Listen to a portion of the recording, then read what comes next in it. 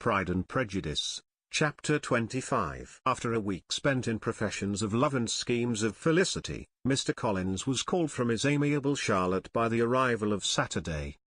The pain of separation, however, might be alleviated on his side, by preparations for the reception of his bride, as he had reason to hope, that shortly after his return into Hertfordshire, the day would be fixed that was to make him the happiest of men. He took leave of his relations at Longbourn with as much solemnity as before, wished his fair cousins health and happiness again, and promised their father another letter of thanks. On the following Monday, Mrs. Bennet had the pleasure of receiving her brother and his wife, who came as usual to spend the Christmas at Longbourn. Mr. Gardiner was a sensible, gentlemanlike man, greatly superior to his sister, as well by nature as education. The Netherfield ladies would have had difficulty in believing that a man who lived by trade, and within view of his own warehouses, could have been so well bred and agreeable. Mrs. Gardiner, who was several years younger than Mrs. Bennet and Mrs. Phillips, was an amiable, intelligent, elegant woman, and a great favourite with all her Longbourn nieces. Between the two eldest and herself especially, there subsisted a particular regard. They had frequently been staying with her in town. The first part of Mrs. Gardiner's business on her arrival was to distribute her presents and describe the newest fashions. When this was done she had a less active part to play. It became her turn to listen. Mrs. Bennet had many grievances to relate, and much to complain of. They had all been very ill-used since she last saw her sister. Two of her girls had been upon the point of marriage, and after all there was nothing in it. "I do not blame Jane," she continued, "for Jane would have got Mr. Bingley if she could. But Lizzie, oh, sister! It is very hard to think that she might have been Mr. Collins's wife by this time, had it not been for her own perverseness. He made her an offer in this very room, and she refused him. The consequence of it is, that Lady Lucas will have a daughter married before I have, and that the Longbourn estate is just as much entailed as ever. The Lucases are very artful people indeed, sister. They are all for what they can get. I am sorry to say it of them, but so it is. It makes me very nervous and poorly, to be thwarted so in my own family, and to have neighbours who think of themselves before anybody else. However, your coming just at this time is the greatest of comforts, and I am very glad to hear what you tell us, of long sleeves." Mrs. Gardiner, to whom the chief of this news had been given before, in the course of Jane and Elizabeth's correspondence with her, made her sister a slight answer, and, in compassion to her nieces, turned the conversation. When alone with Elizabeth afterwards, she spoke more on the subject. "It seems likely to have been a desirable match for Jane," said she. "I am sorry it went off. But these things happen so often.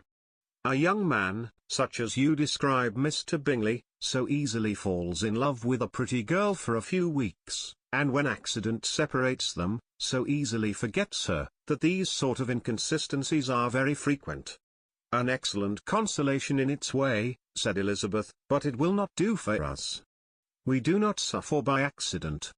It does not often happen that the interference of friends will persuade a young man of independent fortune to think no more of a girl whom he was violently in love with only a few days before. But that expression of violently in love is so hackneyed, so doubtful, so indefinite, that it gives me very little idea. It is as often applied to feelings which rise from a half-hour's acquaintance, as to a real, strong attachment. Pray, how violent was Mr. Bingley's love? I never saw a more promising inclination. He was growing quite inattentive to other people, and wholly engrossed by her. Every time they met, it was more decided and remarkable. At his own ball he offended 2 or 3 young ladies, by not asking them to dance, and I spoke to him twice myself, without receiving an answer. Could there be finer symptoms? Is not general incivility the very essence of love? Oh, yes. Of that kind of love which I suppose him to have felt. Poor Jane. I am sorry for her, because, with her disposition, she may not get over it immediately. It had better have happened to you, Lizzie. You would have laughed yourself out of it sooner. But do you think she would be prevailed upon to go back with us? Change of scene might be of service, and perhaps a little relief from home may be as useful as anything."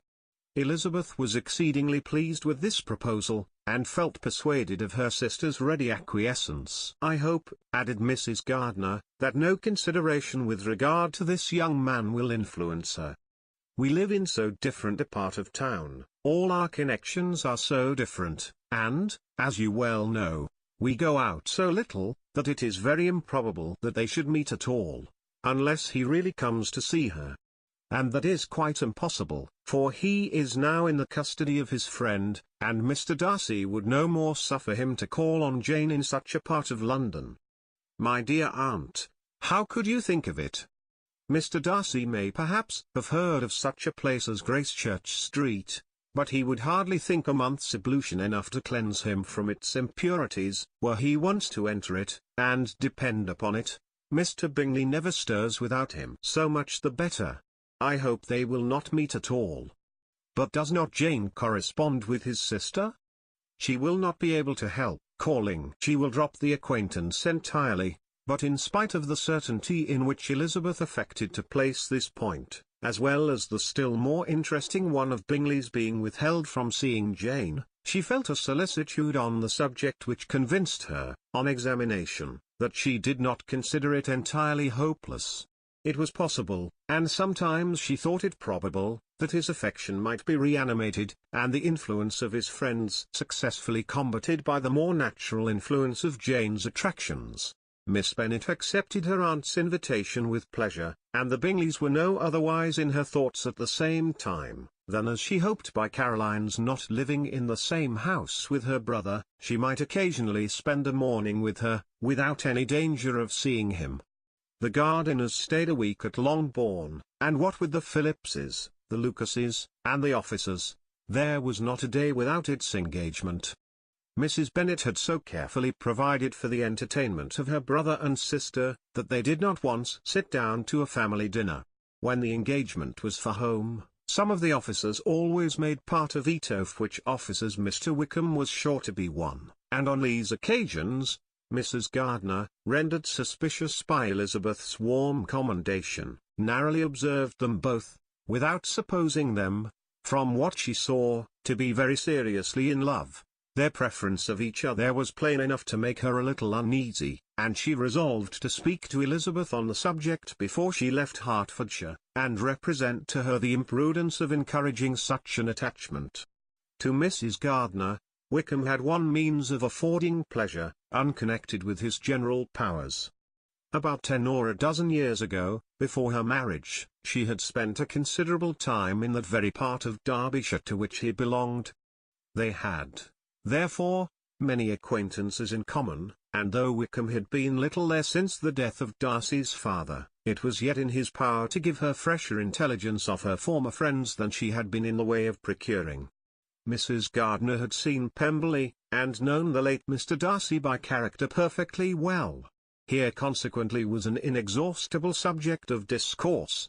In comparing her recollection of Pemberley with the minute description which Wickham could give, and in bestowing her tribute of praise on the character of its late possessor, she was delighting both him and herself.